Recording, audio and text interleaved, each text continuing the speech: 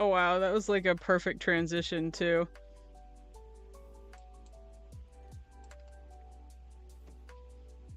Alright, let me make sure I'm on the right microphone. Yep, perfect. What's good everybody, Jenster here, and I'm sorry that I had to push Sonic Heroes back one more day. The commission's do's and don'ts video I've been teasing for like literal months, I am nearly finished. I'm just missing a YouTube thumbnail and some expressions for my avatar to make things a bit more visually interesting. So I figured I'd work on that on stream tonight and get as much of it as I can done so that I can actually keep the video ready to come out on January 31st. Right, I'm gonna mess with my avatar for just a second. Let's see. I want her to look like she's talking a little bit more, so I'm gonna... Yeah, so that enunciating makes her actually, like, move her mouth up and down, but I don't want to give anybody motion sickness. I think that's good enough, though. How about this? A little more. How about this? Yeah, that works. Okay. Yep, so I'm gonna be making a thumbnail for the commission do's and don'ts video. I was contemplating splitting it up into 2 parts. I've mentioned that a couple times. See, I guess I'm weird because I actually like long form videos as long as like what's actually being talked about is interesting enough, because like I will watch, especially while I draw, or like watch and listen, mostly listen, but I will watch like hour-long analysis videos because I genuinely enjoy them while I draw. But I know that not everybody is a fan of the I know not everybody's a fan of long-form content. It's not too long. I think it's only like 30 minutes, but I don't think there was any way that I could have shortened it without putting it into 2 parts, so I'm just gonna leave it as is.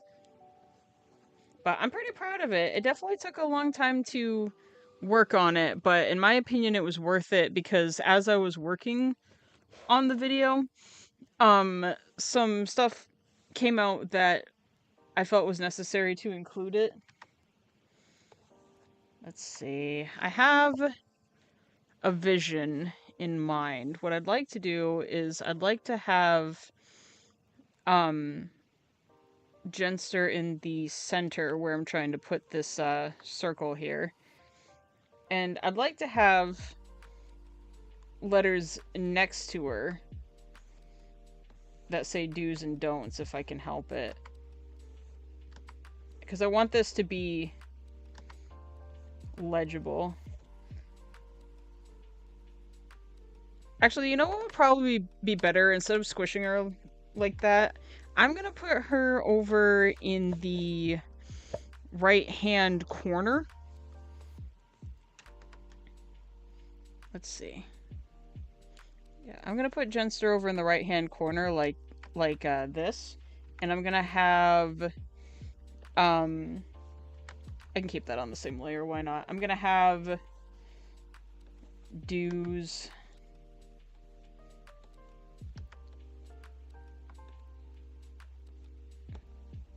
right there, and don'ts over on the side here, because I want the purpose of the video to be nice and clear, but have the visually interesting part of Jenster over here. And actually using some elements of my avatar, because my face is a screen, I want to have her projecting dollar signs for eyes on her screen while she's holding up a piece of art. But I'm excited about this. Like,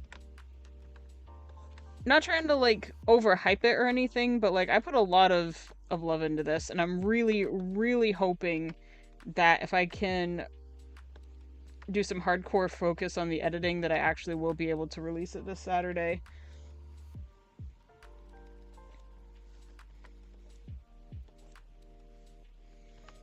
That is the goal, at least.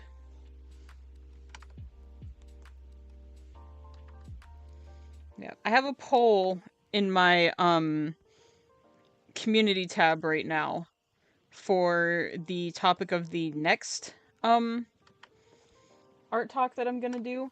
The next video that I'm gonna do is I'm going to do a I'm gonna do a news for the channel type video, because I've got a lot of changes that I'm both in the progress of making, as well as having already made them. And I'll mention one of them. Oh,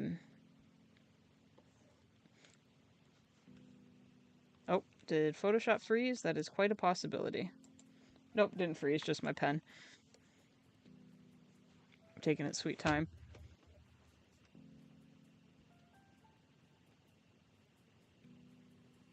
There we go. One of the changes that's coming to the channel is, as I've mentioned before, I'm going to be switching from Patreon to Ko-Fi, because for another type of art merch that I've been selling, it has been much better for me than Patreon. Patreon seems to be more for like selling behind the scenes content and like digital files and art in general. I'm looking for something that I can actually like sell physical merch and like ship to people, but at any time. Because I know that some people are able to ship things to like members of certain tiers, but I essentially want to have like an e-commerce where people can buy merch from me at any time. And in my exploration, Ko-Fi, however, I don't know how to pronounce it. To this day, I don't know how to pronounce it. I'm fairly certain it's Ko-Fi. That's what I'm gonna call it for the sake of this video. Hopefully I don't slip up. Ko-Fi has been a much better choice for actually selling physical merch as a content creator. So everything is still on my Patreon right now. It's really gonna be no different. Like, it's gonna have the same tiers, the same prices even. Just I will actually have stuff in a store for people to click and buy whenever they want. Like, especially like leftover convention merch, because what ends up happening, if I don't sell everything of mine at a convention, I have a lot of leftovers, and I would like to focus more on making new things for each convention. So if I have an overstock that I'm looking to get rid of, I would put the overstock on my Ko-Fi store so that people can buy it afterwards and I can get rid of some stock. Yeah, so that's the biggest thing. It's gonna take me some time to move everything from Patreon over to Ko-Fi, but it's essentially gonna be the same thing, just a different medium. You wanna know what's crazy? Like, because before I make major decisions like this, I always look up tutorials to see what other people have done. And for some reason, I have the best luck with the services that, like, almost every single other artist says, like, is bad news. Like, I know a lot of artists that are like, don't use PayPal ever, don't use Ko-Fi ever. I don't know if I'm doing something wrong the correct way, but I've never had an issue with either of those things. Because you know what always happens, like, as soon as you're like, oh, I'm gonna look into this service, you see like a bajillion videos saying how it's the worst thing on the planet. But I decided to test my my luck with them, and I've been doing just fine. But that's also why unless it's like guaranteed for the most part, that's also why when I do my commentary videos that I never like 100% recommend something to people, because I don't want it to be like, it works really well for me, but then someone else does it and it's absolute garbage. I mention what works for me, but I never promote it 100% unless, like, it's foolproof, which is rare in the first place. Oh, wrong color.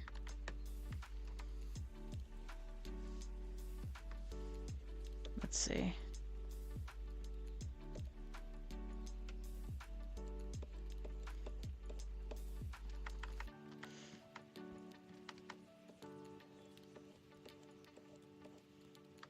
Nope, not quite.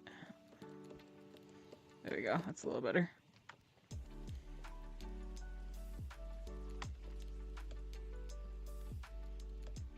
Alright.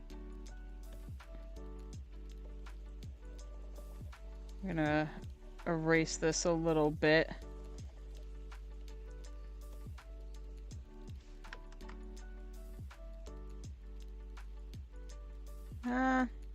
No, I'll be fine.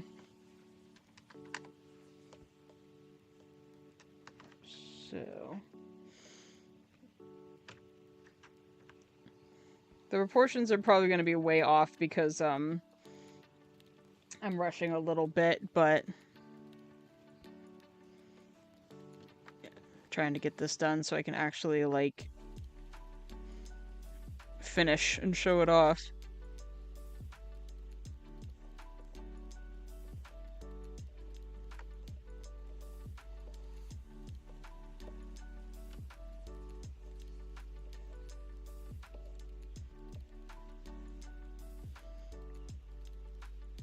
Okay.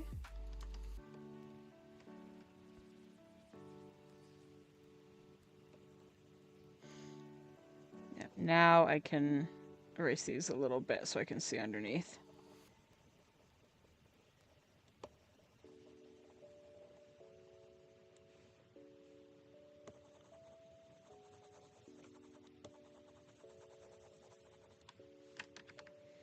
Okay. We'll do another color again.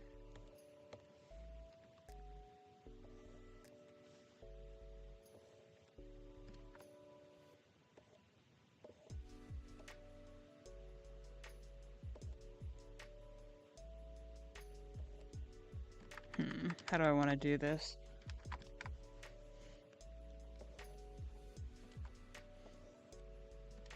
Let's see.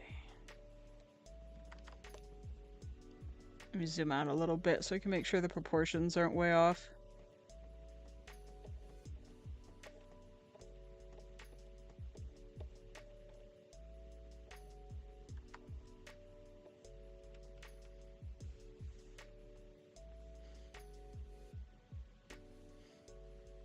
I usually, gosh, it's been so long since I've actually drawn, like, something Jenster related from scratch. I forgot what my own refs look like.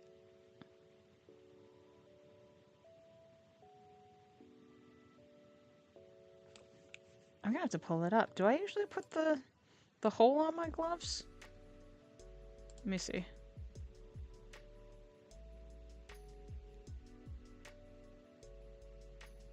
I don't know.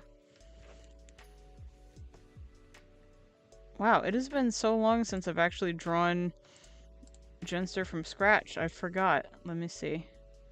Where is my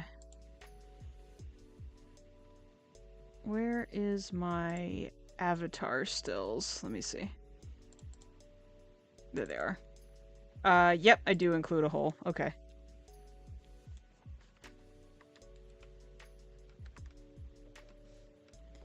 It is not uncommon for an artist to need to pull up their own ref sheet, but I will admit it's been a while since I've, like, completely made any kind of asset from scratch, so...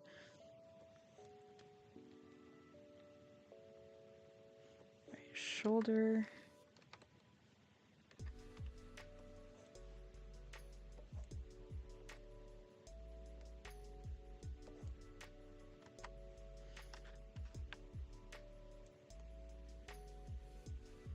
Alright, let me see. I will also draw her holding a pencil. And in the hand that it's being held in is actually correct because it's my right hand, so attention to detail, I suppose.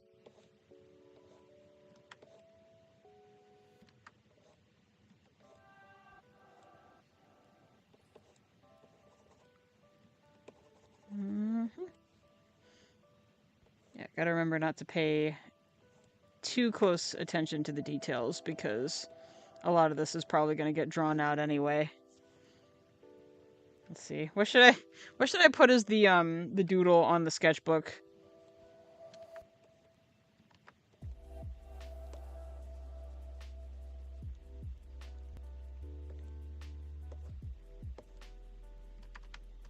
Let's see. I'm actually thinking of redoing my avatar pretty soon because I have a design change I'm thinking of including. I was gonna redo it anyway for PNG Tuber or PNG Tube Remix. So maybe I should wait for the character update until I start working on that.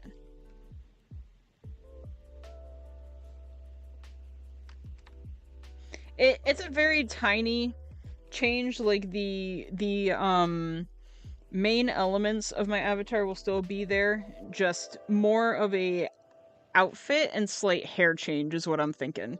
But like the mask, the color scheme, all of that, that'll still be there. Let me see.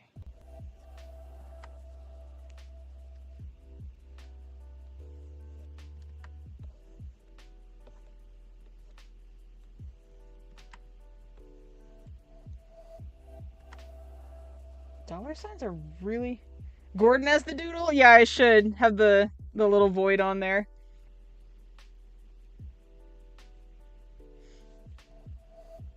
Let me see.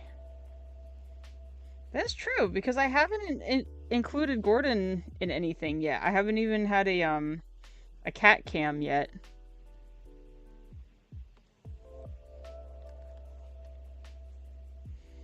I think when I do make my new when I make my new PNG tuber, I should include Gordon along with it, like have him either sitting on my head or like just actually part of the avatar or something. A software update?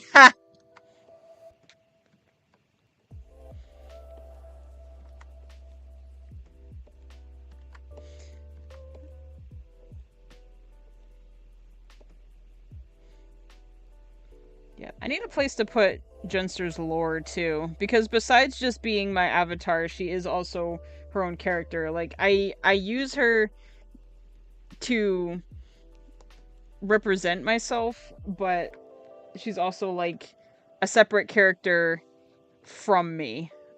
So I gotta figure out how to include her lore one way or another.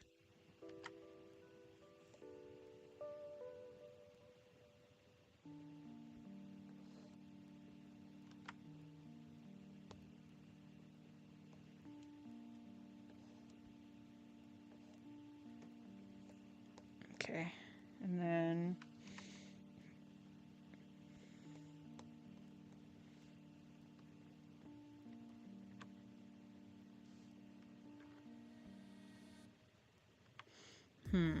what should I have Gordon doing?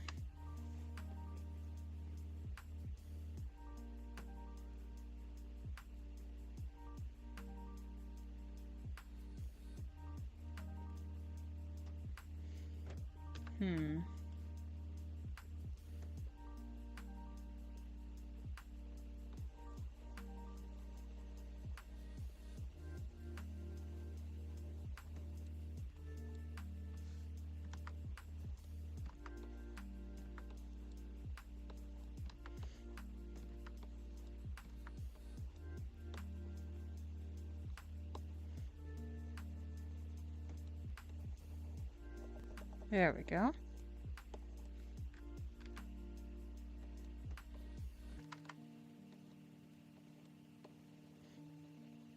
There we are.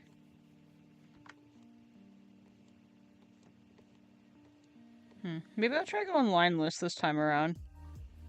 That's too far away. Because the biggest thing when it comes to making thumbnails is making sure all the details that you want are visible from teeny tiny.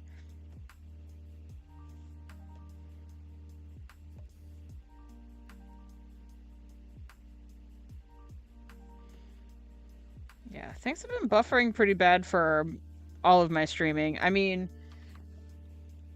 my computer's getting old. It's about to kick the bucket. Like, the only reason that the console live streams have been going so well is because it's not asking so much information of my computer at once.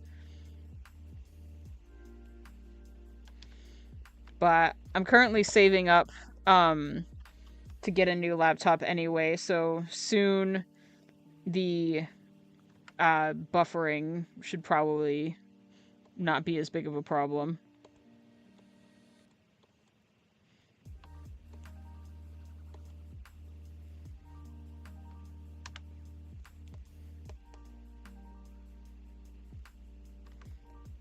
Right, and I have to have his signature quote over here too, if I can fit it all.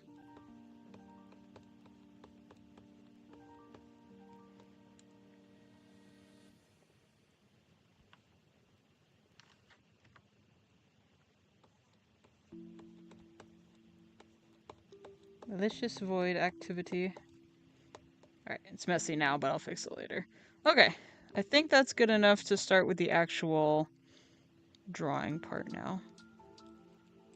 Yep, in the meantime, I'll talk about some of the options for the art talk poll. So the first option is talking about whether or not selling fan art is considered theft. And the reason for that is both from personal experience of trying to sell my stuff at a convention, and also because one of the arguments that people in favor of AI try to bring up is if AI is stealing, then how come selling fan art isn't?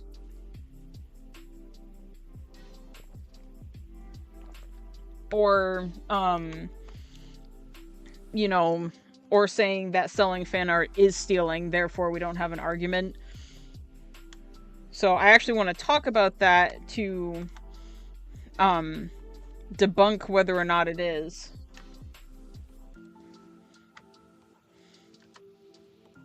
And while I would bring it up in the video, in my personal opinion, and also doing some heavy research on, like, yep, maniacal void activity, doing deep personal research into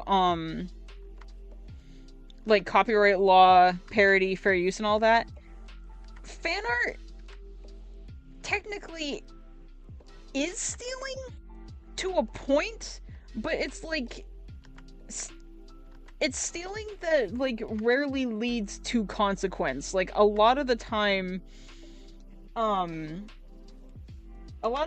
like you're not actually going to receive any consequence from it. But also depending on how you sell the fan art, according to copyright law and parody law, it isn't. So some cases would make selling fan art stealing, and some cases wouldn't. So I will talk about the case-by-case scenarios that would happen. And then the second one that I'm thinking about talking about, because regardless of which one wins the poll, I'll probably talk about all those subjects. It's just a matter of which one I'll talk about first. But the second one is talking about tracing actually being a good art technique. And that would also be a case-by-case thing, because tracing as an art thing, like, tracing in general isn't bad. It's what you're tracing and what you're tracing for that becomes a problem.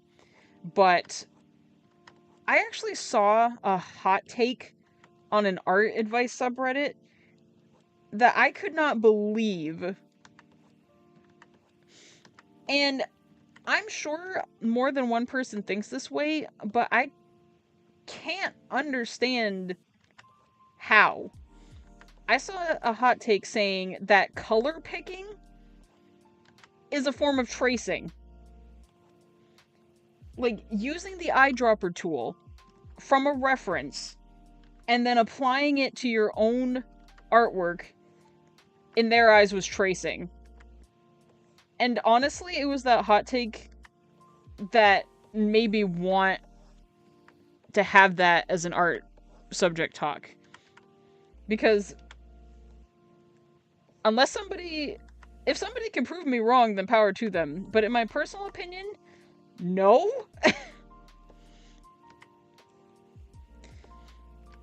Like, I do think it's possible to steal color palettes to a point. Like, you know, obviously copying from someone else's character. But going back to the tracing thing, in certain instances, tracing can be good. But the problem is, since so many people, like, contribute, since so many people view tracing negatively, because a lot of the time, when someone says tracing, what's the first thing you think of? You think of somebody taking a picture that's not theirs, tracing on top of it, you know, like copying the lines and all that, and saying that it's theirs. In that case, it would be bad. But there are certain types of tracing that actually are helpful as art learning tools. So that's why I would want to make a video on that, to help differentiate the difference between tracing that is bad and tracing that isn't. I would, like, unfortunately the term doesn't work for static images, but I wish there was a better, like, phrase to use for tracing that isn't bad. Like, because rotoscoping is a type of tracing in animation, but it's not seen as bad for the most part. So I wish there was, like, a separate term from tracing that actually meant to use it in a good way, instead of just the word tracing, you know, automatically making people uneasy because they assume, oh, they stole it. You know what I mean? So, yeah, whether that video gets voted on first or comes later, I would want to make a video talking about the differences between not so good forms of tracing, like obviously stealing, and tracing that is actually a learning tool. And long story short, so that I don't get clipped out of context or anything like that, tracing as a learning tool that's not bad, in my opinion, also applying to copyright law, because I don't know why, I just have a humongous fascination with copyright law. For non-commercial purposes, like legitimately just trying to understand things like anatomy, muscle structure, shape language, stuff like that, as long as you don't plan on selling it, and as long as you credit the source material if it's not royalty free, tracing for the sake of learning in that regard is okay in my eyes. Goodness gracious, why can I not get this line where I want it to be? It's because I'm going too fast and forgetting this isn't the sketch. I'm trying to actually clean this up. Like, who knew a single muff on a pair of headphones would be this much trouble to draw?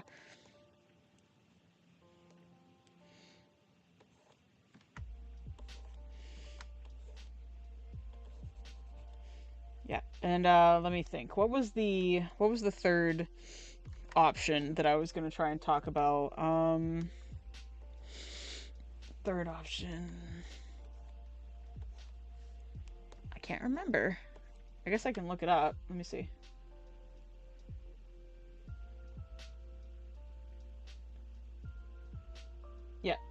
So the third option for the poll of art talk video that I was gonna do is essentially constructive criticism etiquette.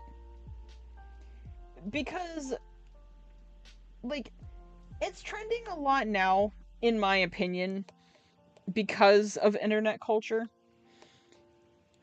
But there is a clear difference between constructive criticism and destructive criticism. Constructive criticism is with the intention of showing an artist a mistake that they're doing so that they can correct it to improve their art. And destructive criticism is just saying it's bad and not elaborating. And some things that I have seen has been like people going to like somebody's TikTok or post or whatever and just ripping it apart, like calling it ugly, calling it, you know, attacking the artist personally, like saying some really hurtful things. And then when they get confronted by it, it's like, well, they should be able to handle criticism. Criticism that's not constructive doesn't solve anything. Like, I love certain aspects of the art community, and I'm gonna be very, very careful because I don't want to turn into an art drama channel in any way, shape, or form.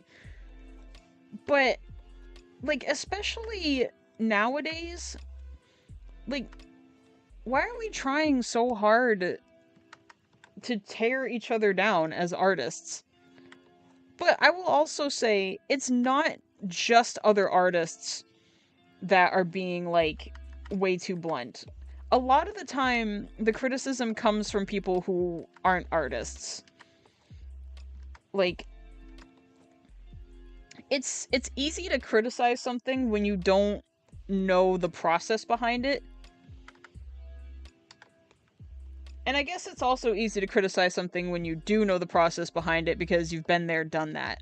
But in my goal of keeping my commentary videos positive and actually trying to teach and uplift at the same time, I want to talk about, like, proper constructive criticism for the sake of helping artists improve.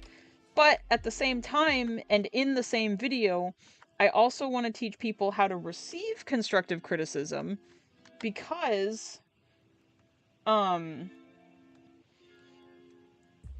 sometimes people will give somebody genuine criticism, like they'll actually say something meaning to help them with their art journey and improve something that they're stuck on. And the artist receiving the criticism will absolutely flame them out. You know, like saying things like, I didn't ask you, or it's a style choice or something. Not every bit of criticism that isn't 100% like positive, like, oh, good job, that looks fantastic. Not every bit of criticism that sounds like that is a personal attack. Like, I get it, it's hard when you work hard on something and, you know, you think it looks perfect, and, you know, somebody comes by and points out something that could be changed. Like, it is easy to take that personally. But sometimes saying, well, the proportions are a little bit off, or this could use a teeny tiny tweak or something, that's not malicious. So we shouldn't attack each other for trying to help either. So the sake of that video would be to help with that balance. And then, oh, still forgetting elements of my own avatar here.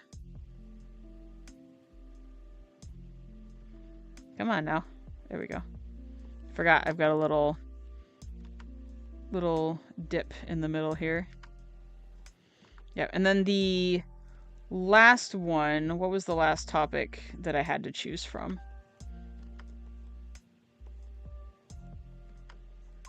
What was the last topic that I had to choose from? Let me see.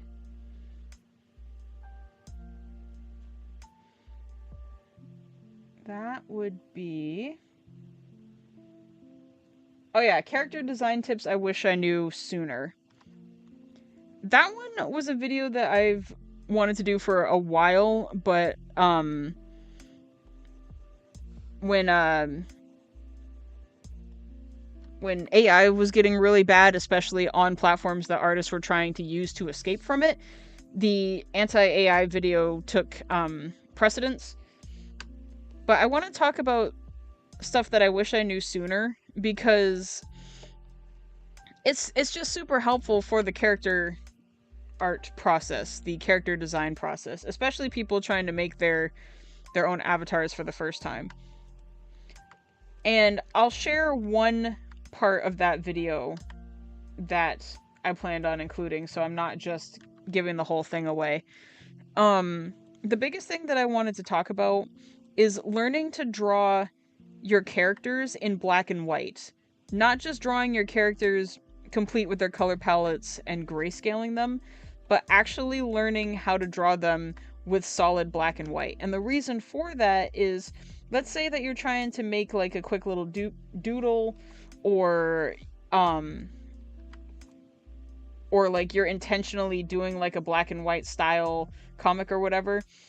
Knowing what the values for your character would be if they were solid black and white makes it look more visually interesting than like trying to line up the grayscale. Because while it would technically be correct in a hue sense, sometimes it just doesn't work. Like, especially like with certain background choices. I purposefully, when I first sketched Jenster, and I think I still have that sketch somewhere, like the first ever actual digital drawing of Jenster was from a video I never finished, but I held on to it and essentially reused her for the current avatar art. But I drew her first in black and white on purpose, specifically for that reason, to make sure that if I needed to draw her in black and white again, that it would look more visually pleasing. And then after I settled on a value scale, essentially, which part should stay black and which part should stay white, then I came up with her color palette. But that's just me. I just decided to work backwards, I suppose. And then I would talk about other tips besides that, but that was the biggest one that honestly inspired wanting to make the video in the first place.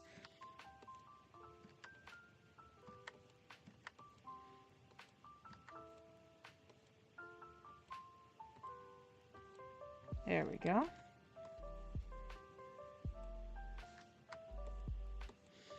Yeah, because, like I said before, I don't want to be like an art commentary channel. I am considering shifting the focus of this YouTube channel. I'm still going to be live streaming. I'm still going to have a mix of art and gaming stuff. But for the long form topic videos, I'm shifting my focus more to actually like teaching, you know, like actually encouraging people in their art journey. Because I will say this, in the like, because I'm on Reddit a lot, and I know that sounds weird, but I actually have a pretty big reach and following on Reddit. I've actually seen a bunch of posts of people saying they actually started learning to draw for the first time because they want to fight back against AI. Because I know that everybody's biggest fear was, you know, oh, well, now that it's more easily accessible, that, like, everybody will turn to AI. But I have actually seen people, you know, start from the basics, start with the shapes and the lines and the perspectives and all that, purposefully to push back against it. So the desire to learn and the desire to be an artist is still there. And I want to do some positive and encouraging tutorials to help people improve since there's such a boom for it lately. So my YouTube channel at least is kind of being cut up into 3 topics, it seems. Gaming live streams, art live streams, and art. Would it still be considered commentary? Because we're having, just like how I mentioned with tracing terminology before, we're having that problem where when you hear commentary, your first thought and instinct is drama channels, and that's not the attention that I want to bring.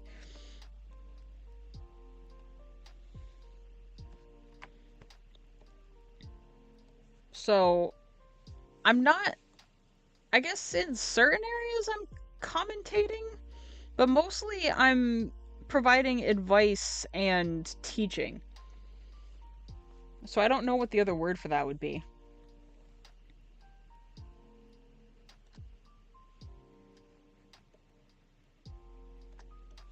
I don't know. I think I'm gonna have to move that ear up a little bit.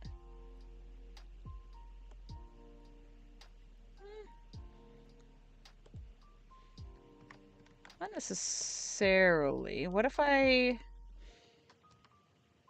did this instead?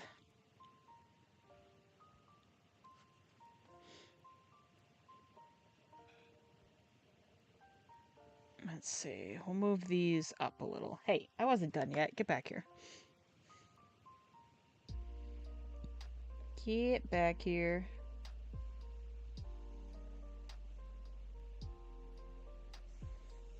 Okay.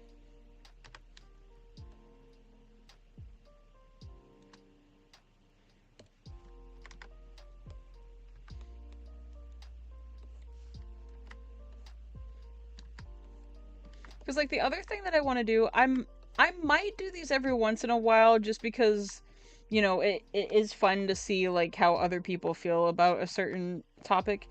But my goal is to purposefully, like, those videos that are like, my top 10 pet peeves, or my top 10 hot takes or whatever.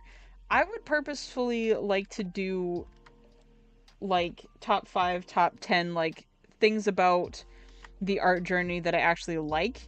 And maybe because, like, it is, like I said, fun to see how other artists think about certain things, I might include them both in one video, like similar to the do's and don'ts.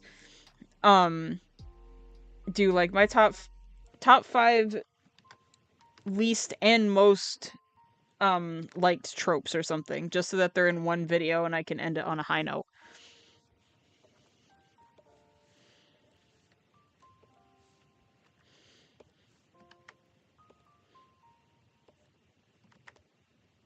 There we go. That's a little better.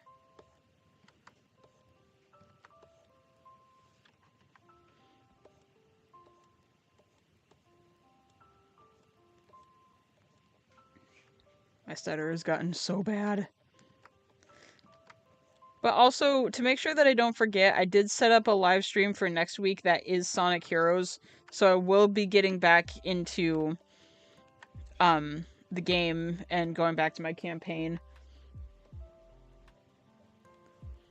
Yeah, I just took a little bit of a break because, one, I did not remember it being as hard as it was, and maybe it's not harder, I'm just older and can't handle things that fast-paced anymore. Or it actually is that hard, but I just needed a break, and I wanted to add some variety to the live streams again. Especially since it's gonna take a while to actually beat that game, so I'll probably take pauses every now and then. Sonic? Yeah, what about Sonic?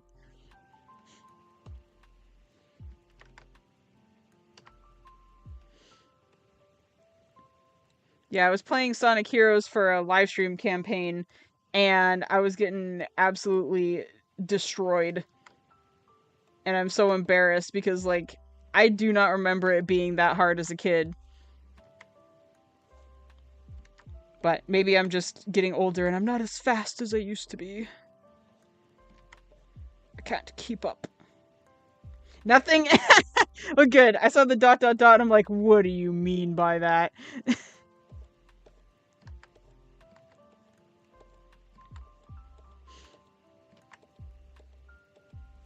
Because, like, even though I was joking and saying that, like, Sonic Heroes was making me want to quit being a fan, like, it's fun to actually struggle with a childhood video game. Because, like, my memory is terrible, so it wouldn't surprise me if it actually was that hard and I just completely forgot. I need to finish Unleashed. Unleashed is so good. I think I have Unleashed. I'm playing it on the PS2. I'm fairly certain I have Unleashed. The one console that I have that I haven't tried to live stream a game on yet has been, well, technically two. You gotta have a challenge, exactly! I have a, basically a antique console collection. I have a 360, but I don't dare, try to live stream with it because it, like, overheats if you play it too long. And I would hate for it to explode on live. My Wii still works perfectly, like it did day one. Got the PS2 and the 361? Yeah.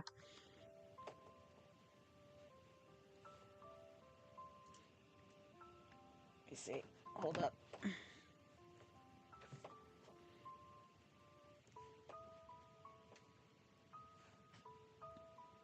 The Xbox One causes me pain. Yeah. Certain Sonic games, in my opinion, play much better on certain consoles. Because I have a friend that has, Sonic Colors for the Wii, and Sonic games on the Wii just do not work. Except for Sonic and the Black Knight. That might be a hot take, but I actually enjoyed Sonic and the Black Knight on the Wii. But I am incredibly biased to PS2.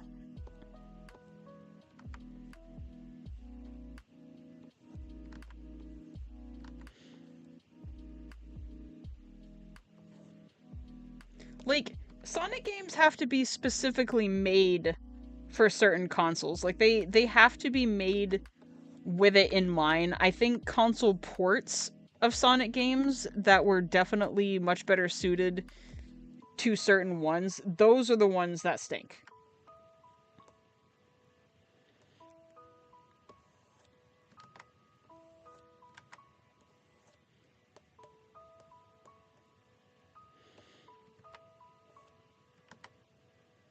PS2 is a great console. It is!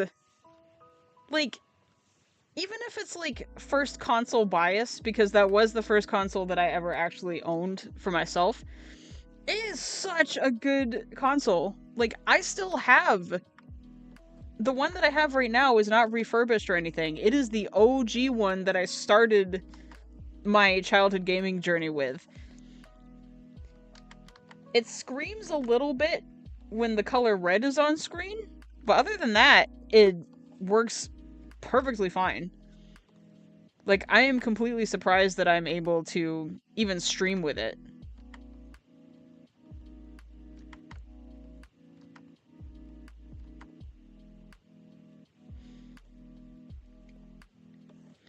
Because I remember when that was a big deal, when a video game console could also double as, like, a DVD player and even a CD player. Like, that was crazy.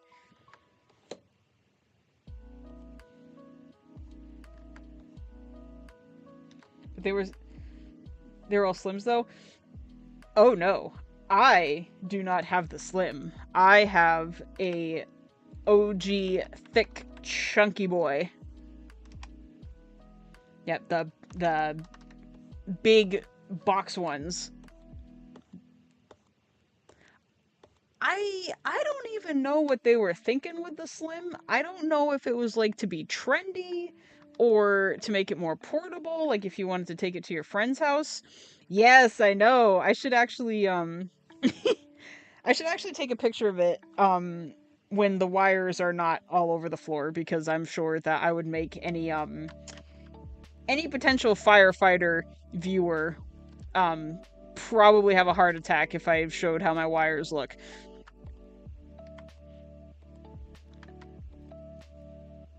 Unfortunately, when my nieces and nephews were really little, they thought my PS2 made a great coloring book.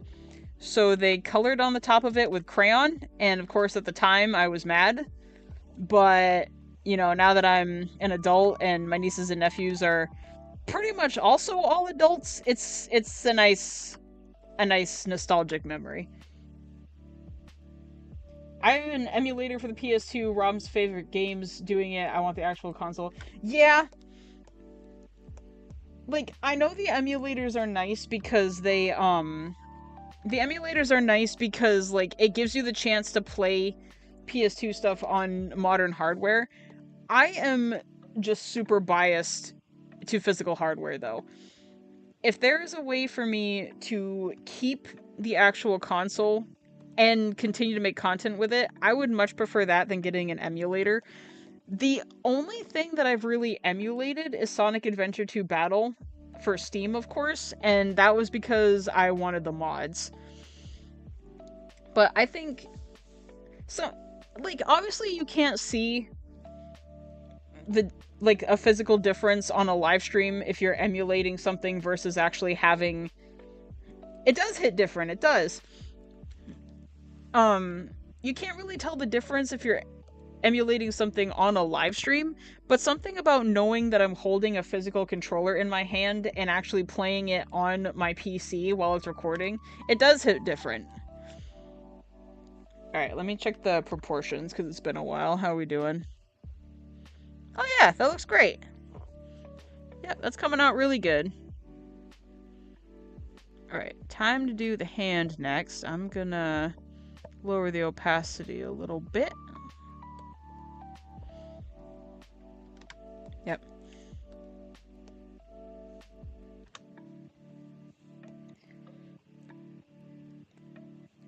But doing that, though, it's also proof that if you take care of your hardware, at least the old hardware, because I know things are built to break nowadays, but it proves that if you take care of your hardware, even from that long ago, that they'll still work. Because I am completely surprised that my PS2 is not more broken than it already is. And that's saying something, because it's not broken at all. Like, I've had it pretty much... Because it was pre-owned when my parents got it for me. So it's probably, if not the same age as me, maybe even older. No, that's not right. When did... I gotta look this up now. When did the PS2 come out? Did it come out in the 90s or the 2000s? Let me see. PS2 release date. See, you got me talking now. 2000. So I'm literally... Is that March? Let's see. August, September, October, November, December, January, February. I'm only 7 months older than the console as a whole. So I probably am actually older than the console that I own, but it was pre-owned when it was gifted to me, and it still works with, like, no issues whatsoever. The Slim still turned on, they just didn't want to scan any games. And the one that I could only read a Barbie game. It's like, no, you can't have Sonic, you can't have anything else. I only do designer. I could also see that being a problem. I feel like Slims would break more easily because they were paper thin. Because I owned a Slim too. My my dad got it for me when he got a new place so that I could keep playing games when he moved. But I sold it because I didn't really need it.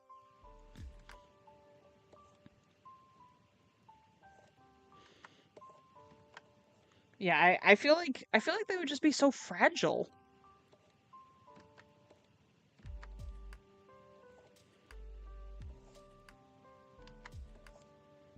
There we go.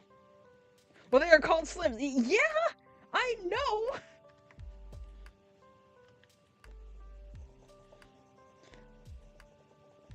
But like, to me, they're too slim though. Like, I feel like if you blow on it wrong, it would crack in half. Like, what was the innovation that they had in mind?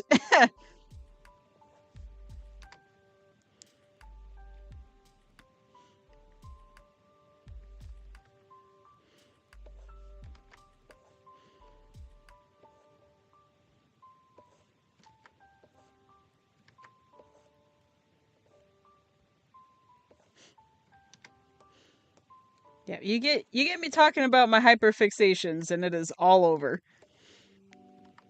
But I enjoyed. Yeah,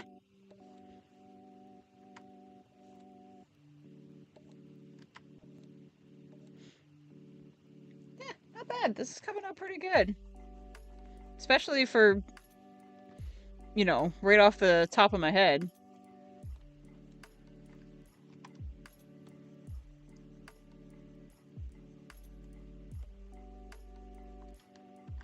How it be sometimes? Yeah. I think I'm gonna need to make that shoulder just a little bit bigger.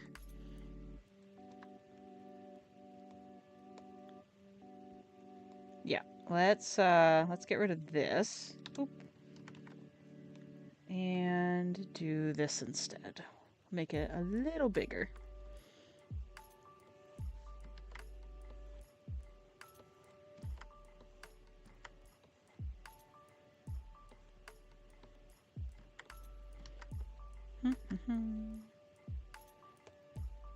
Nope, not quite.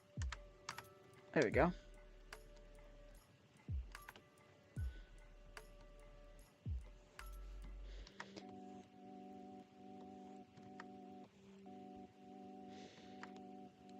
Yeah, maybe I'll switch when I go back to doing my Sonic Heroes campaign. Maybe every once in a while I'll switch to a different PS2 game just to break it up, because I still have literally all the teams to go through, and considering how long it takes me to finish like even 2 levels on stream, it's gonna be a while before I beat the game, so I'll need to think of some variety.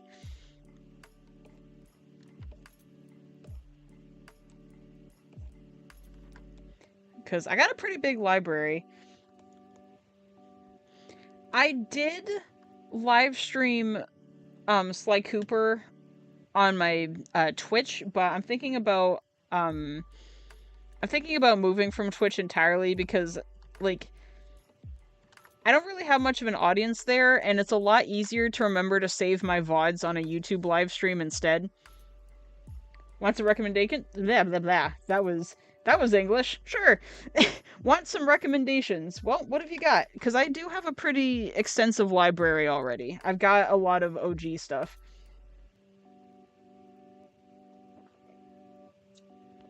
That's what happens when your mouth moves faster than your brain, and vice versa. There we go. Let's see. Is that hand a little small? No, it's not too bad. I mean, I got small hands anyway, so maybe it's accurate. I have like the tiniest adult hands on the planet.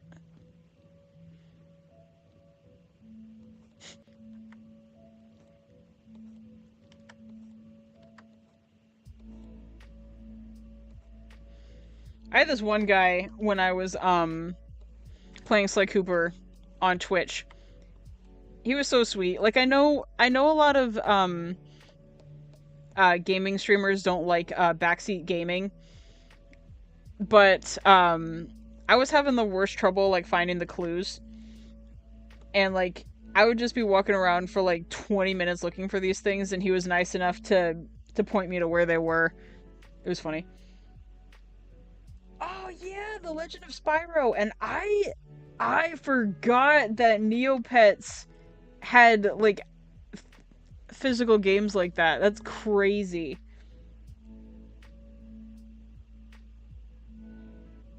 Oh man, I've heard of Ty the Tasmanian Tiger, but I didn't play any of the games.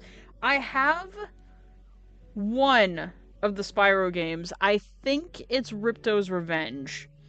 But I'm sure it would be pretty easy to find a hard copy on like eBay or something. I should look into actually getting the full trilogy. In the meantime, I could play the second one, but it probably wouldn't be the same as playing them all the way through.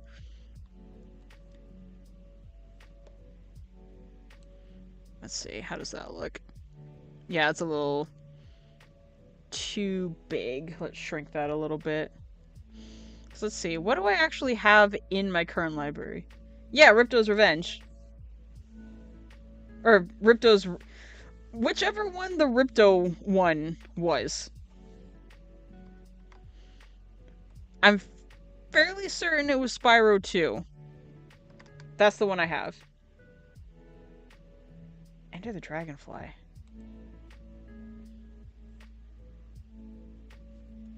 Am I way off? Let me see. Let's see, Spyro Trilogy PS2. Let me see.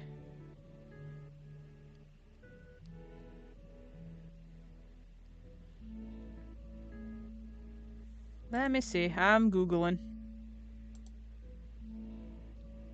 Let's see.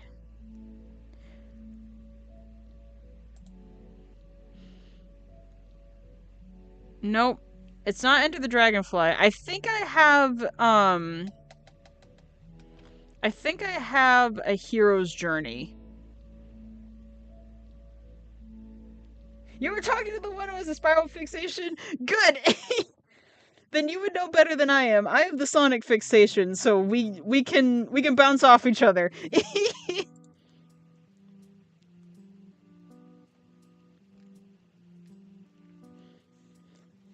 Yeah. I think the one that I have is a hero's tail. I would have to look, but that's what I'm thinking. Yeah, I will let the Spyro expert handle this for me.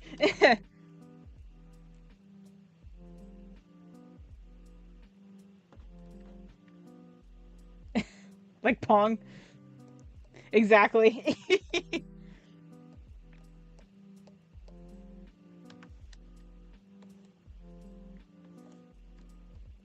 Fixation to fixation communication. Yeah, because I have a good number of Sonic PS2 games, including Riders. I might actually need a new copy of Riders. I think that one got scratched. I have Unleashed. Unleashed would be fun to play on a live stream, since the PS2 version is, like, probably the best console to play that one on.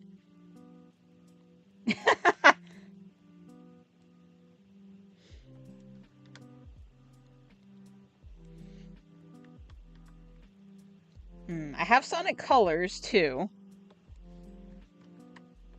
That would be fun. I do have an OG copy of Sonic Adventure for the GameCube. Stinks that I wouldn't be able to show off my mods with that hard copy, but I'd at least be able to stream it. I want to collect the physical discs and cases for my favorite PS2 games. Yes, it is worth it. The best places that I can recommend for that, is Bull Moose, if you have one of those. GameStop sometimes.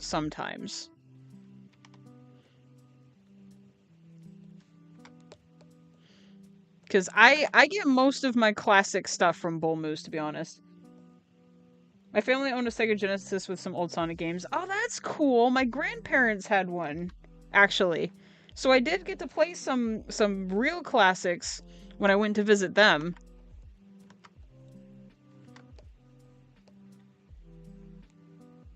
My grandparents were cool. Unfortunately, they're no longer with us, but they had game consoles at their house specifically for when the grandkids came over. It was awesome.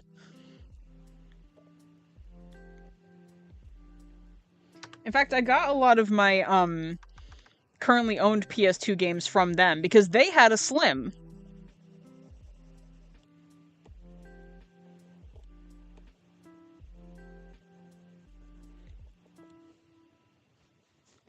Pretty much every console that I've ever owned has been either gifted to me by my parents or handed down to me by my siblings. The first adult like video game console purchase I ever made was my Switch. And that was during the shortage when I had to buy mine at an inflated price. But funnily enough, because I bought mine during the shortage, so I bought it refurbished and $100 more expensive than their flat sale was, neither one of the Joy-Cons that I've had since first getting this thing have drifted, ever.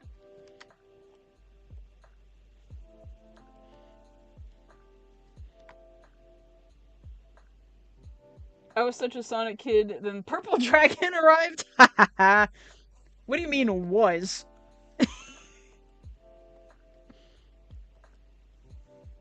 I'm still a Sonic kid.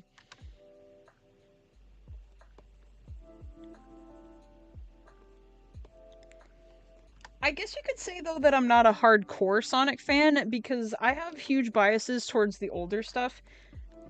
Like, I essentially stopped getting new Sonic games after Sonic Colors. Like, as soon as they started doing console exclusives that I didn't own, I essentially stopped. I forgot my origins!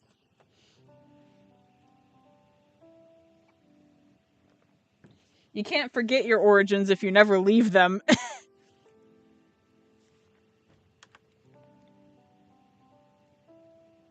Also, I love how your username is Anxious Florito. That's amazing.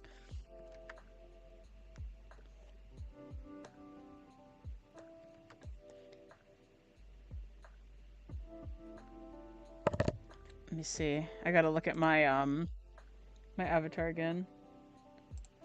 Okay. Fair, I really like Freedom Planet and Spark. Sonic inspired games. Yes! Yes, that is true.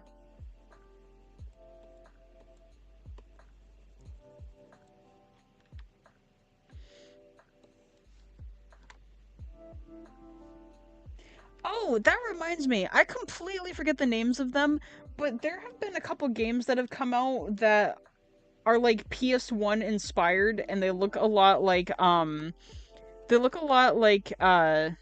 Knights game, but they're modernly made games.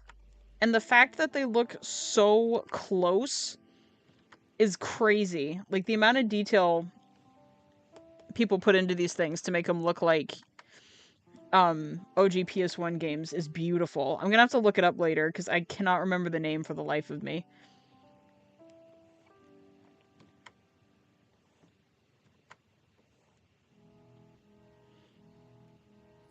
Is that right? No, that's not right. Hang on, let me fix that. Yes! So I never got to play Knights. Maybe I should get a copy to play on stream, because I never actually played OG Knights. I know that it was a super popular game, though.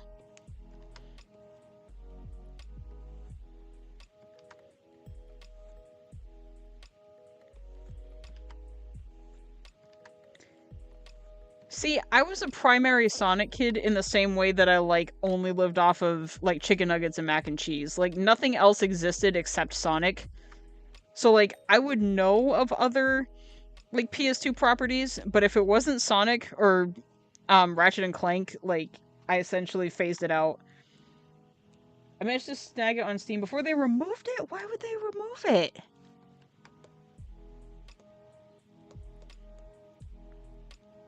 But that is also the issue with emulators. Once they stop working, they're gone. I love the YouTube channels that like talk about like video game licensing, and I like the example that they give. Like, if you get a hard copy, no one's gonna come knocking your door down and steal your disc from you. I don't know why, I just think that's hilarious. Right, probably gonna go for about 30 more minutes and call it a night. So let me see if I can at least get Jenster colored before we're done here.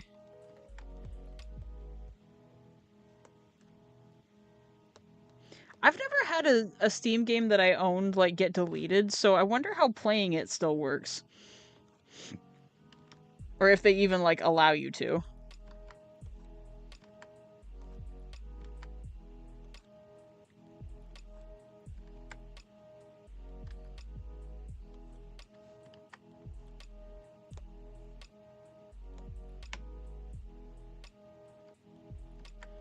Hold up. We're gonna go this way. And then we're gonna take this out. Oh, you just can't buy it anymore. Okay, you can keep it. You just can't get a new one. Got it.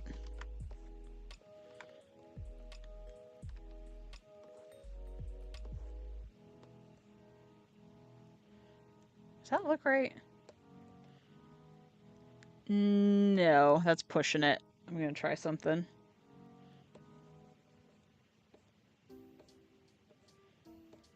Let's see, so the hair starts right there, so we're gonna go here. See if that looks better.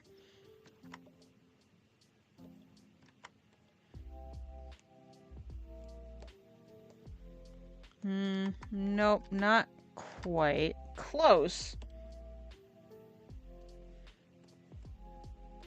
Trying not to have too many obvious tangents, so let's go this way. There, I think that's better. I also think my brush is too big. Let me shrink it a little bit.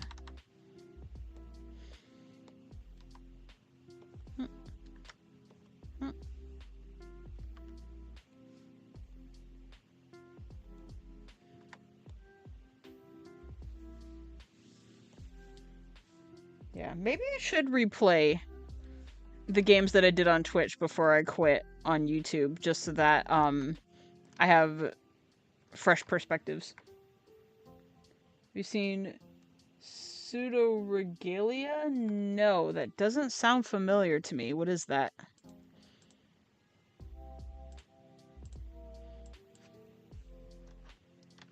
Let me see. I am looking it up right now. Pseudoregalia. Let's see. Oh, I have seen this.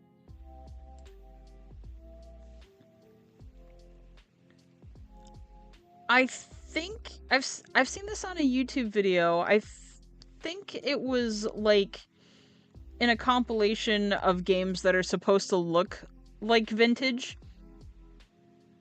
Yeah, I have seen this before. That's really cool.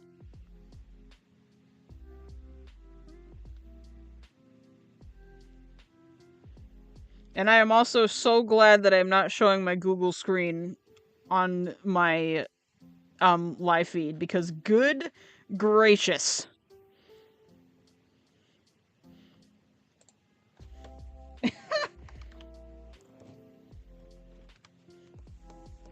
If it exists, fan art will be made.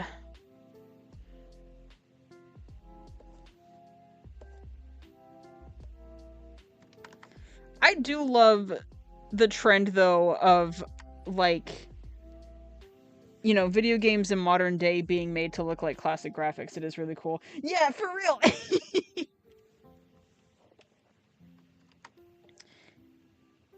See, I am not new to anthropomorphic characters. I understand that there is a risk when Google searching anybody.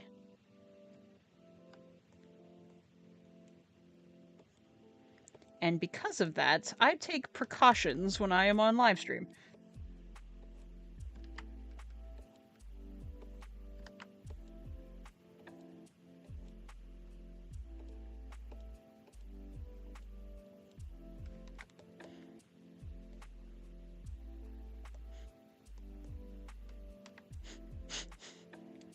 I gotta turn that one bit from SpongeBob into a reaction image. Whenever I'm like Google searching something and something like that pops up, it makes me want to say, take it easy, it's just a drawing.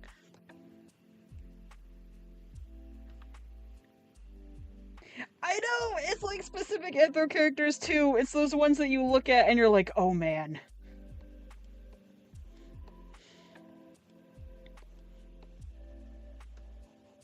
It's like, oh, a new anthro character? Whoo, you are gonna attract the fan art like a magnet. That's how I feel with Fortnite skins, to be honest. It's like, oh, you're so cute. What are they gonna do to you?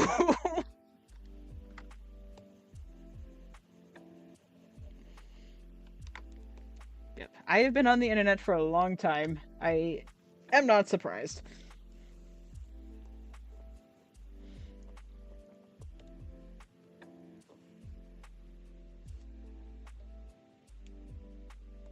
Alright, we're gonna color the face stuff white until I'm ready to change it, just so that I know where to place it and how I want it to look. Nope, too big.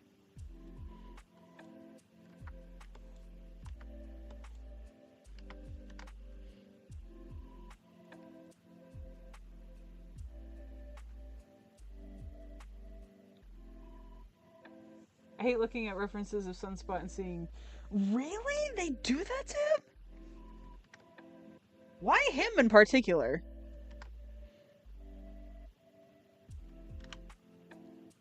Like, I'm gonna be careful. For my content, I label it 16 plus because while I do talk about mature stuff, I don't talk about stuff that's like the things that I allow on my socials are too mature for a young audience, but not mature enough for an adult audience. So I'll be mindful of that. It's like, y'all gotta calm down.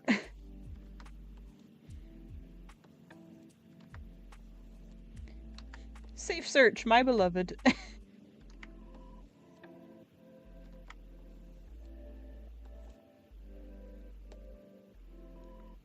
That looks pretty good. I think I'm gonna need to shrink it.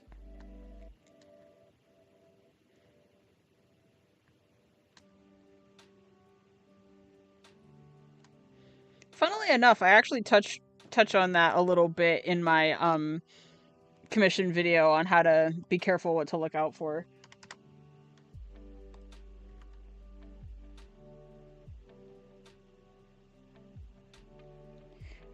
Spark surprises me. Like, there are some characters that, like, as soon as you look at them, you know they're gonna attract attention, and then there are some that you, like, never would have expected.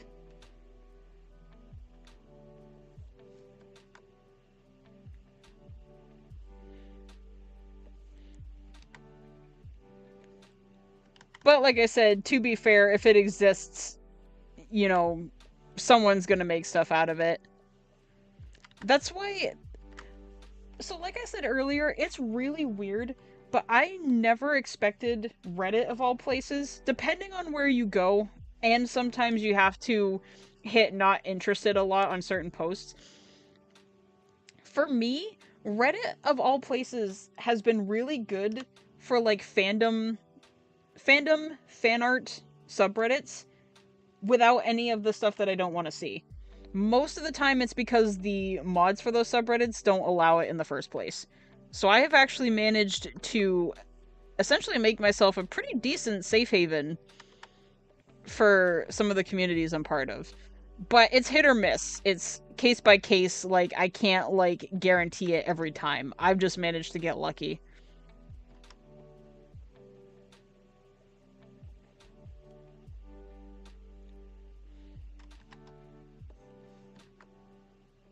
Okay, good. I did remember to put that on a new layer.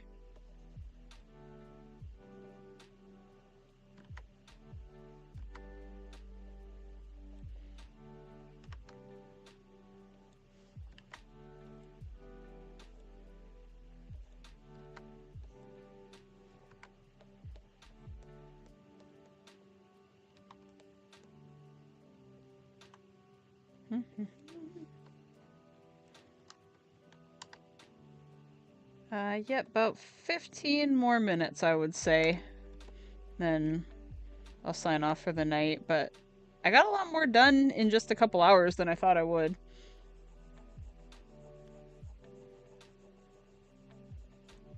We at least got to get the maniacal void activity on the sketchbook.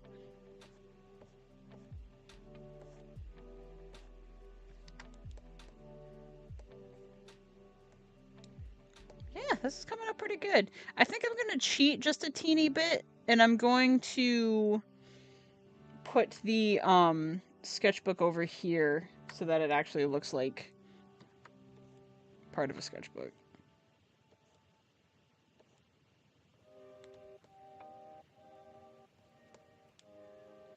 There we go. A little bit like that. Yep, perfect.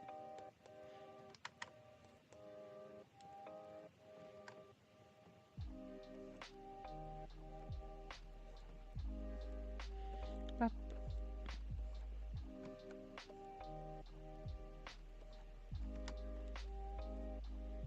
Yeah, not bad. Not bad at all. And I covered up the design on my hoodie, so I don't need to include that. But I gotta put the...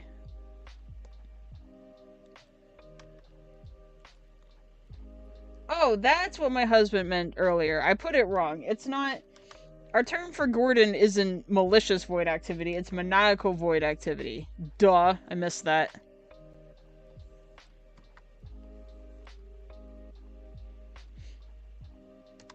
I got my own cat's catchphrase wrong.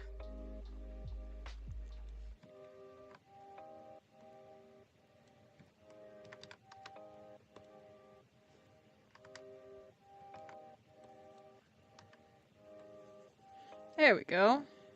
Not bad. Not bad at all. Okay. Up, up, up. There we go.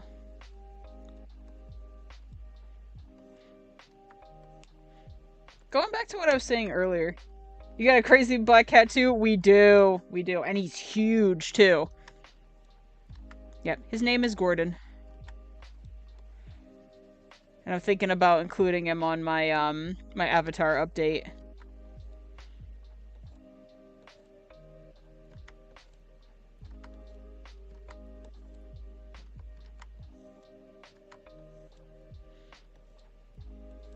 Yeah, we named him after Half-Life, specifically the AI is self-aware meme.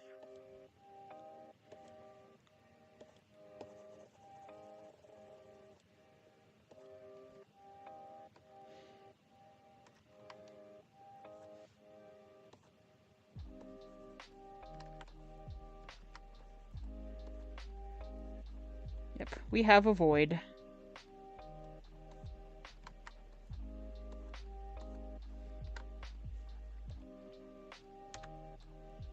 Ours is named Mama Mia since she had babies when we found her. Oh, that's so cute. I love that.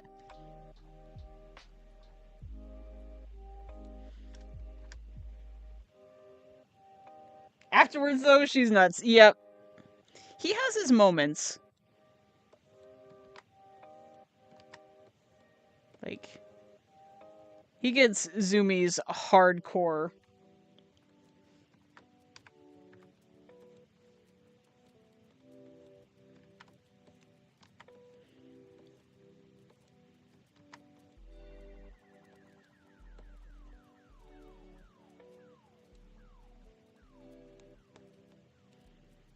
Oh wait, I should probably actually make this look like a sketch, shouldn't I?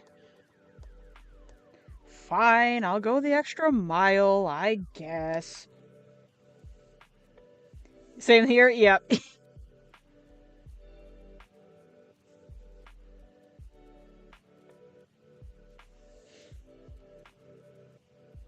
Hadzumi's last night and ran into a wall. No. See, we have a linoleum flooring in our kitchen, so when Gordon runs into the kitchen during Azumi's attack, he'll skid across the floor, Tokyo Drift style, until he can get his claws on our little floor mat and turn around. Oh, he's a big boy. He likes to sleep on the table, and he takes up like half of it. So I don't know if it's just a small table or if he's just a big fellow.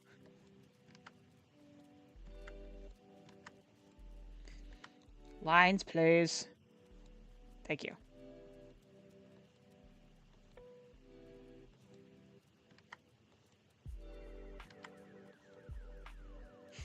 For real, yeah, he's just so big, and he can't get a grip on the floor, so he literally Tokyo drifts into the kitchen.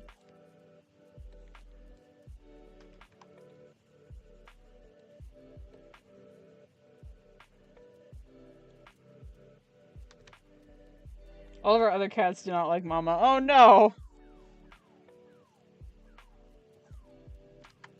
Majority of the toys we have are hers. Yep. We used to have a rabbit, and or Gordon and the rabbit got along pretty well, but unfortunately she passed from old age. They tolerated each other, but he was much bigger than her, so he intimidated her a little bit. But they got along okay.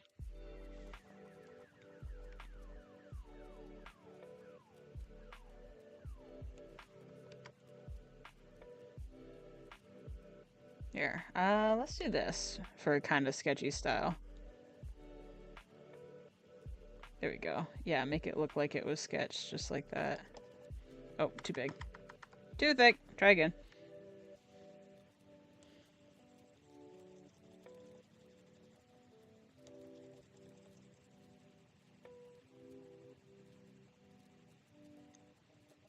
There we go.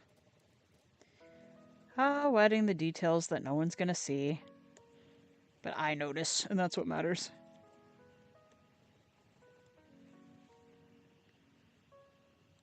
I also know that when she's playing or running around, she will also skid.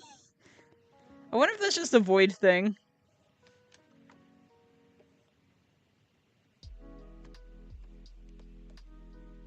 Let me see, how does that look without the back? That doesn't look too bad. Yeah, let's do this. You love the crazy little woman, though. Good, good. They're crazy, but they're our crazies, and we wouldn't replace them for anything.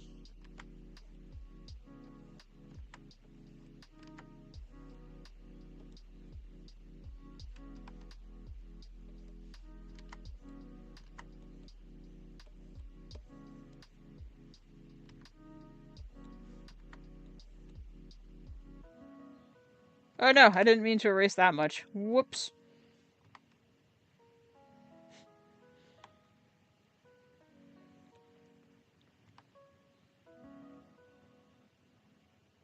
Yeah, he was a lot harder to handle when he was a kitten, but we made things work. He eventually grew out of a lot of the energy that he had.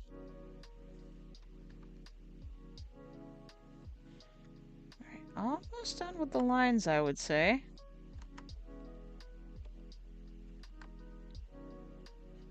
Still call her your biggest cat little man. Yeah, we call him baby boy. Sometimes we don't even call him by his full name. Sometimes we just call him Gord. There we go. Let's see. And it's not malicious, it's maniacal.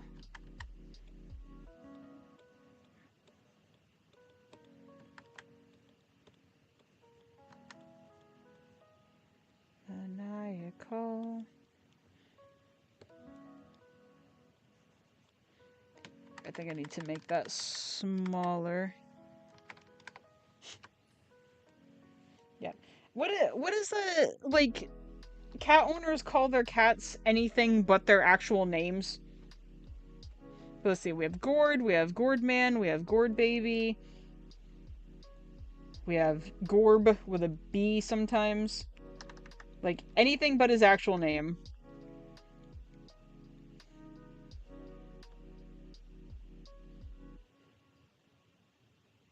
Call her Sassy Tortoise Cat a Potato.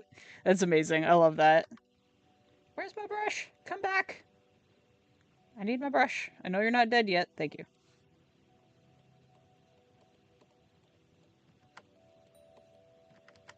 Maniacal.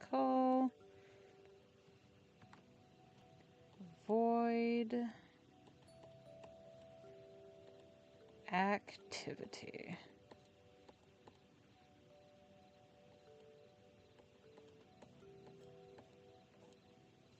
Perfect. Yep. And then I think I'm, do I want to actually draw the letters? Or do I just want to type them? I think I'd rather draw them. It'd be easier to see if I did.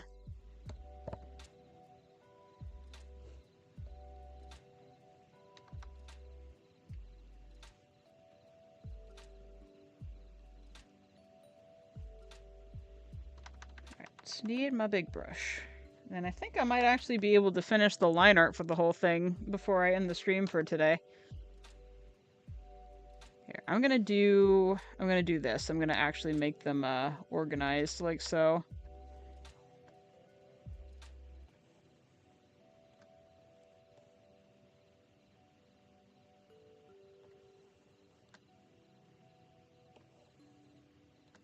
There. And then I'm going to draw them up in here.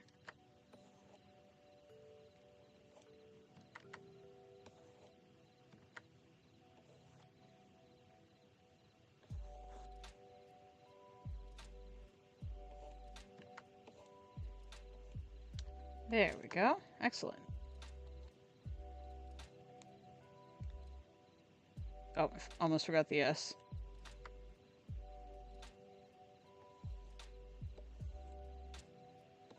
There we go.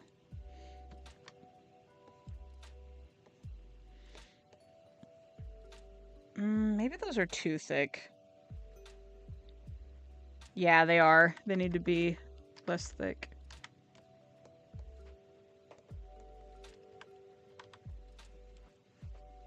Need a smaller brush size.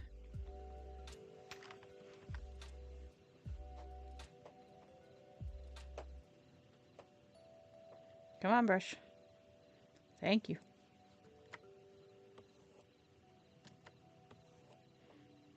Dues.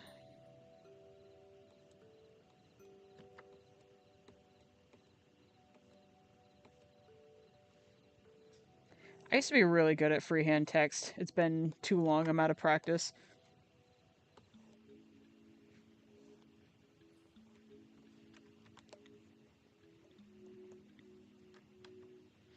Dues. And of course I'll have to do it in green and red when the time comes.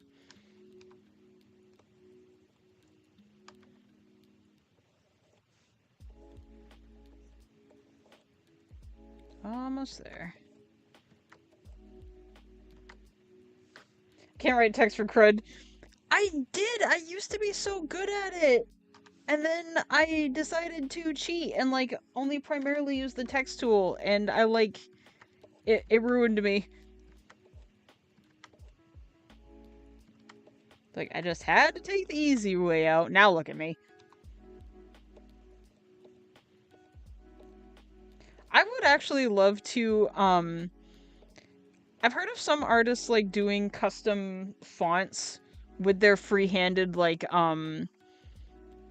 their freehanded letters so that it looks like they wrote them instead of typed them. I should do that.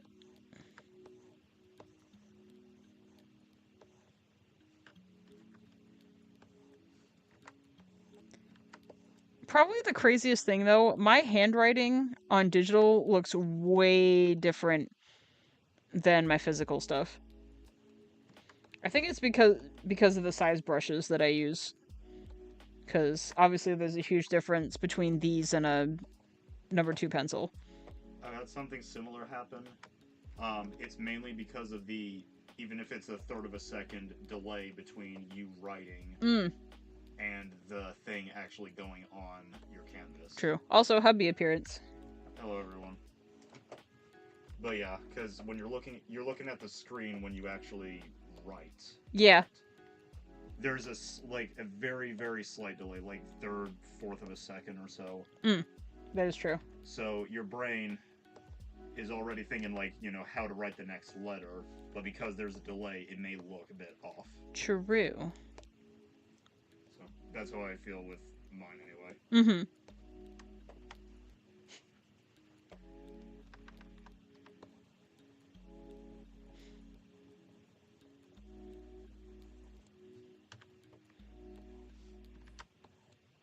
I know, I'm a gaming artist, streamer, and I'm married. I've got the whole package.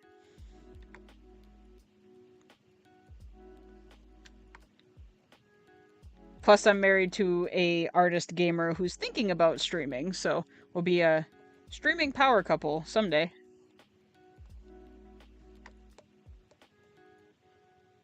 Alright, almost done. I think I can manage. I'm gonna put the and right in the center. Powerful, exactly. Where would that look better? Do's and don'ts. I will put, well, firstly,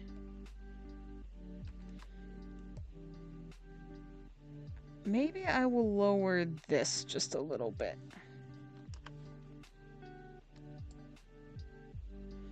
Yeah, he's actually currently working on, his own avatar right now that he's going to use for PNG tubing, and we're thinking about, popping in on each other's streams every once in a while.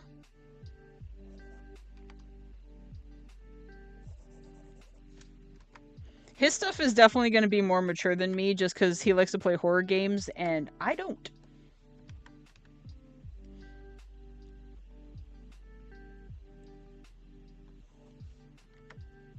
So yeah.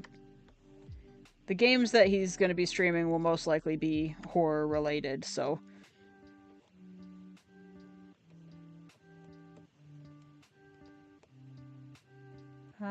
almost there. See if we can finish these last letters before we call it a night.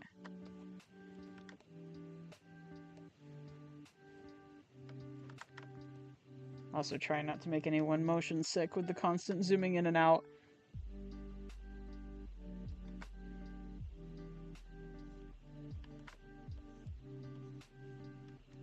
Someday I'll get a second monitor that I can just project Photoshop onto so that I don't have to zoom. But not quite there yet, but we'll get there.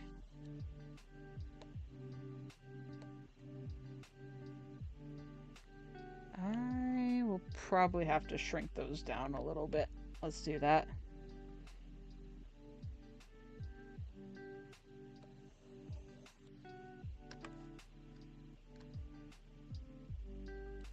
There we go. That's better. And then we'll scoot this over a little. Scoot.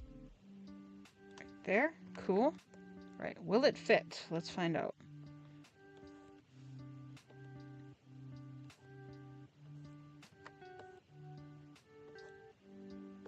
With a little elbow grease, perhaps. That's an M.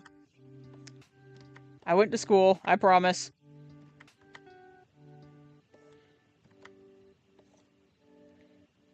Granted, it's been an actual decade since I have been, but shh. I know my letters. Eventually. Yeah, it's too big. Let's see. Having severe art block is super dumb. Yes. Yes, it is. Whoops, that is the wrong button. Let's not do that. That'd be great. Thank you.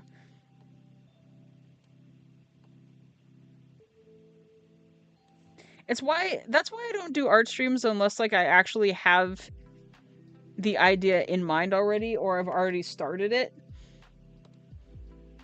Because I have such a hard time coming up with stuff on the fly.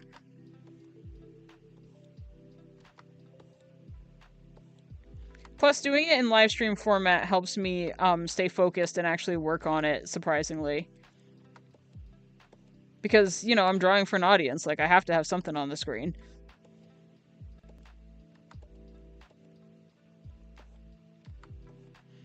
Plus, it's a lot easier for me to draw for a digital artist than have someone looking over my shoulder, so it checks out.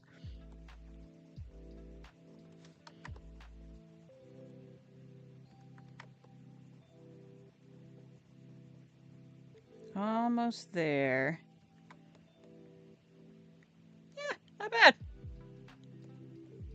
Alright, I think we're gonna cheat again just a little bit. We're going to take this. We're gonna squeeze it over just a little bit more, like so. Just a itty bit. A little more. There we go. Yep. And then we're gonna steal this apostrophe and this S, and we're gonna move it to the bottom. I still have a big drawing I need to finish. Same. I have several. Here. Let my live stream inspire you. Go finish the thing.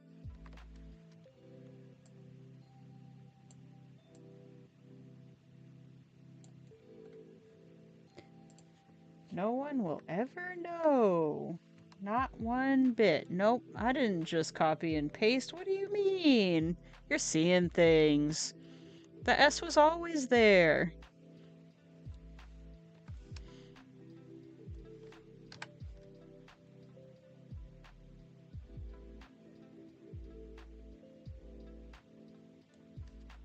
Perhaps. No, I know how it is. I know what it feels like to want to draw, but not want to draw. You know what I mean? I get it 100%. I'm in that boat.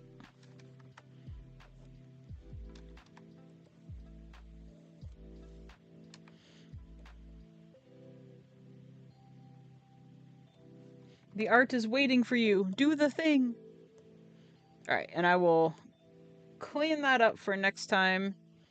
Probably going to do a dark background and write the "and" in white, but I think we are gonna call it a night for today. Yep, very good stream. A little late like always, but it went pretty well. So, thank you everybody for joining me today. As always, I'm so glad you're here. If you liked what you saw and wish to support me, feel free to like the video, maybe subscribe if you haven't already. I will see you in the next one. Love ya, bless ya, and peace out.